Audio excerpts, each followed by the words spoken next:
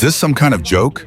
The voice, sharp and laced with the unearned confidence of youth, sliced through the desert air. Corporal Evans, barely out of his teens, but wearing his Marine Corps uniform like a suit of armor, gestured with a dismissive flick of his wrist toward the rifle resting on the shooting bench. "Sir, you can't be serious about bringing that thing here." Alan Palmer, a man whose 82 years were etched into the lines around his eyes, and the patient set of his wow, did not turn his head.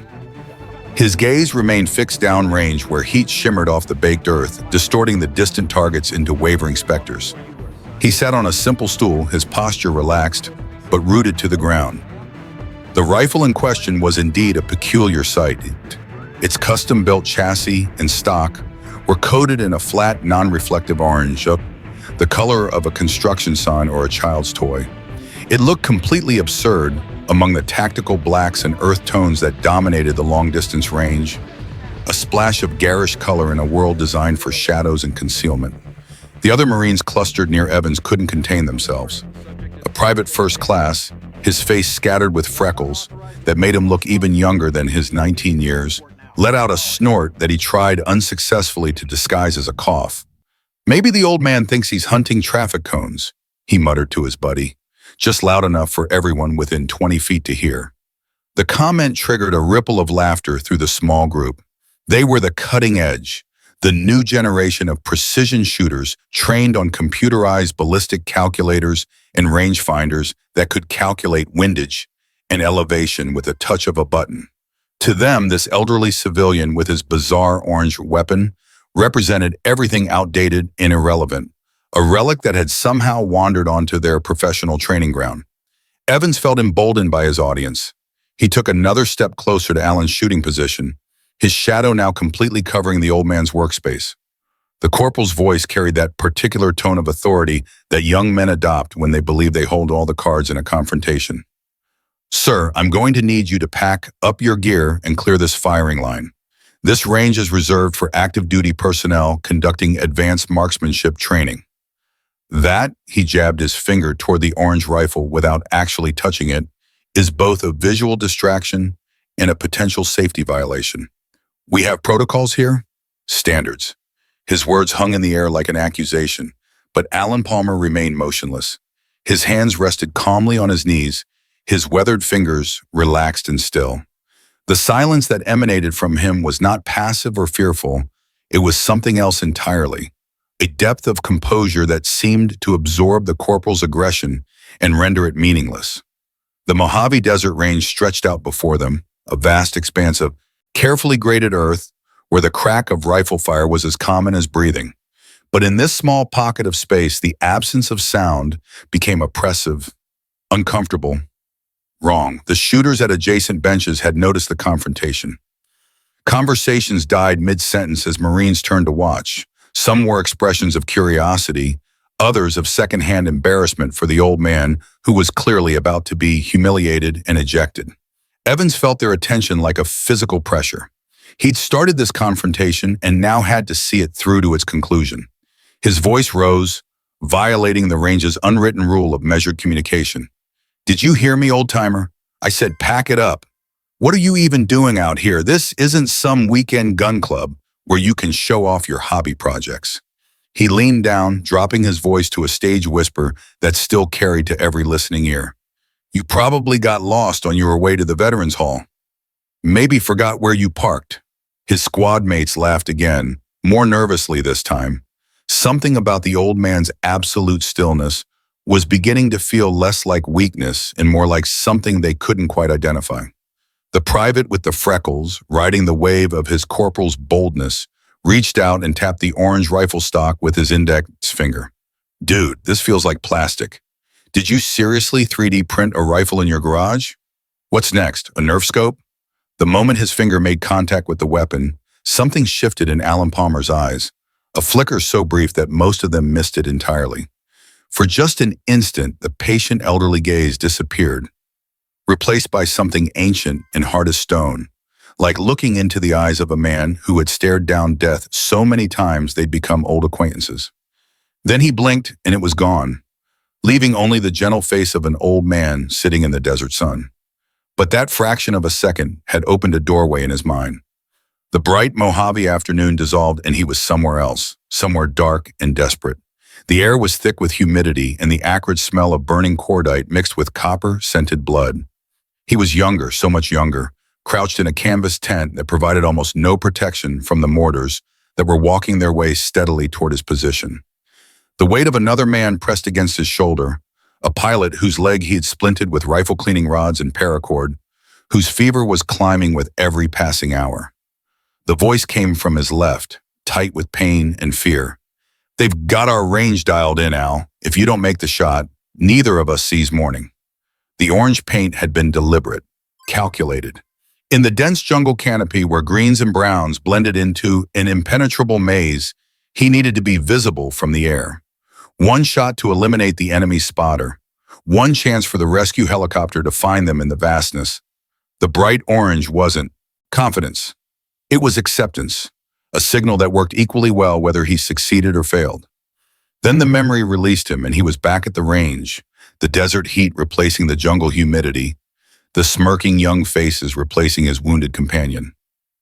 But something had changed inside him. The patience was still there, but underneath it now ran a current of something deeper, something these boys couldn't begin to understand. Across the range near the control tower, Gunnery Sergeant Miller was watching through binoculars. Retired 3 years now, but working as the civilian range safety officer, Miller had seen his share of cocky young NCOs throwing their weight around. Usually he let them learn their lessons the hard way. But this situation was different. The old man at the bench wasn't some random shooter who'd wandered onto the wrong range. Everything about him, the economy of movement, the profound stillness, the way he held himself spoke of something forged in circumstances these kids couldn't imagine. And that rifle, as strange as it looked, had the clean, functional lines of a tool built for a specific purpose by someone who understood their craft at the deepest level. Miller lowered the binoculars and felt his stomach tighten. He'd seen a rifle like that once before, 20 years ago in a classified briefing about operations that officially never happened. The presenter had mentioned a consultant, a ghost who went places regular military couldn't go. And there'd been a photograph, grainy and partially redacted, of an orange rifle. Miller walked behind the tower and pulled out his phone. His hands were steady, but his heart was racing. What he was about to do could get him fired, maybe worse. He scrolled to the number for the base command duty officer and pressed call. "Lieutenant, this is Gunny Miller at the long-range facility. We've got a situation developing that needs immediate attention. Young Marines from 1st Recon are confronting an elderly shooter." The officer on the other end sounded bored. "That's a command issue, Gunny. Why are you calling me?" "Because the civilian's name is Alan Palmer," Miller said quietly. The silence on the other end stretched for 5 seconds, then 10. "Lieutenant, you still there?" "The name Palmer," the officer finally said. "Should I know it?" "Run it through the system," Miller insisted. "Run it now and tell whoever's in charge that it's about the orange rifle." Then he hung up. Inside the climate-controlled command center bar, Lieutenant Harris stared at his phone like it had just bitten him. Gunny Miller wasn't the type to make dramatic calls over nothing. He pulled up the military personnel database on his terminal and typed in the name, Alan J. Palmer. The system processed for a moment. Then the screen flashed red. Access restricted. Classification level. Eyes only. Clearance required. 07 minimum. Harris felt ice water flowed his veins. 07 meant brigadier general. He was a second lieutenant, the lowest officer rank in the entire structure. Whatever this Palmer's file contained, it was so far above his clearance level, he shouldn't even know it existed. He stood up so fast his chair rolled backward and slammed into the wall. He didn't bother knocking on the base commander's door, just pushed it open. Colonel Price looked up from his paperwork with an expression of irritation that died the instant he saw Harris's face.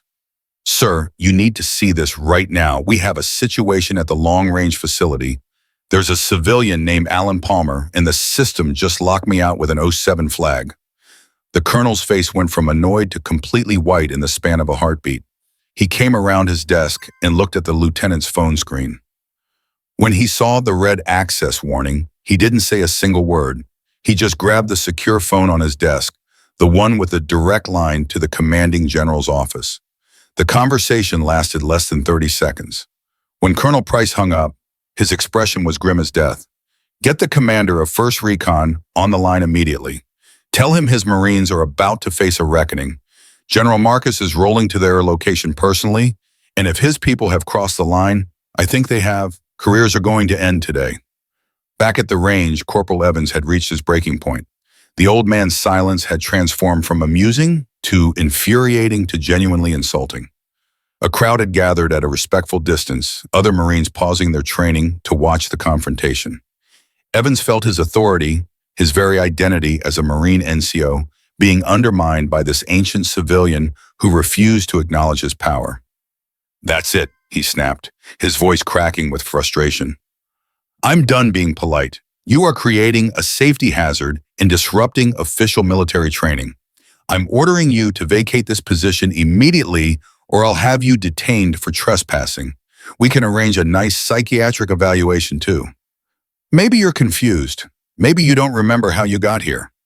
He reached toward Alan's shoulder, intending to physically remove him from the bench. His hand never made contact. The sound started as a rumble, felt through the ground before it became audible, a deep vibration that made everyone on the range freeze. It grew rapidly into the aggressive roar of multiple high-performance engines pushed to their absolute limits. Every head turned toward the access road. A cloud of dust was rising like a sandstorm, chasing a convoy of 3 black SUVs with government plates and a lead Humvee. They weren't driving with purpose. They were attacking the distance between them and the range. The convoy bypassed every normal parking area and drove directly onto the range itself, cutting across the graded dirt and skidding to a dramatic halt just yards from where Evans stood, with his hands still outstretched toward Alan. Doors exploded open before the vehicles had fully stopped. Colonel Price emerged from the lead SUV, his face set in an expression of barely controlled fury. But it was the figure who stepped from the second vehicle that caused every Marine present to snap unconsciously to attention. Brigadier General Marcus moved with the controlled intensity of a precision weapon. Her uniform was immaculate, her single star catching the desert sun like a warning beacon. Her eyes, sharp and intelligent, and absolutely furious, swept across the scene in one comprehensive assessment. She looked at the arrogant stance of Corporal Evans, the shocked faces of his squad, and finally her gaze settled on the calm, seated figure of Alan Palmer. General Marcus ignored every other person present as if they didn't exist. Her stride was powerful and direct, covering the ground between the vehicles and the shooting bench with the purposeful intensity of incoming artillery. The entire range had fallen into a silence so complete that the only sounds were the crunch of her boots on gravel and the ticking of cooling engines. Evans stood frozen, his extended hand still hovering in the air where he had intended to grab the old man. His mind was trying desperately to process what was happening, to fit this development into any framework that made sense, and failing completely. General Marcus stopped directly in front of Alan Palmer. She said nothing. Instead, her heels came together with a sharp crack that echoed across the silent range. Her hand came up in the crispest, most precise salute Evans had ever witnessed in his young career. This wasn't the casual salute given to a superior officer during a routine encounter. This was something else entirely, a gesture of profound respect bordering on reverence. The kind of salute a warrior renders to a living legend. Mr. Palmer, her voice carried clearly across the range. It is an honor, sir. I apologize for the conduct of my Marines. They are ignorant of your identity and your service. She held the salute, waiting. Alan Palmer rose slowly from his stool. Age had diminished his height, but not his bearing. He stood with a straightness that defied his 82 years and gave a slight nod of acknowledgement. Only then did the general drop her salute. She turned to face Corporal Evans, and the warmth that had been in her eyes turned to glacial ice. Corporal, she began, her voice dangerously quiet. Do you have any idea who this man is? Evans stammered, his face pale. No, ma'am, he's just a civilian, ma'am. A civilian, the general repeated, letting the word hang in the air like an indictment.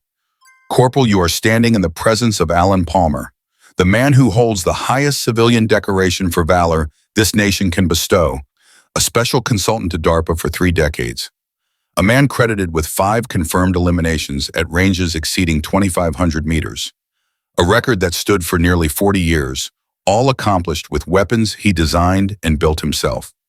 We call him the Ghost of the Valley, not because he's dead, but because he could enter hostile territory no one else could penetrate, complete missions no one else would attempt, and extract without leaving a trace. She gestured toward the orange rifle. And this weapon you mock so readily, this is the Mark V prototype, the foundation for the M210 system you carry on your back. He built it in a forward operating base with salvaged materials. The orange paint you found so amusing, that was so the rescue helicopter could locate his position after he held off an entire enemy platoon for 3 days protecting a downed pilot. That color saved 2 lives. The pilot he protected became a 4-star general. The silence that followed was absolute, thick with shame and awe.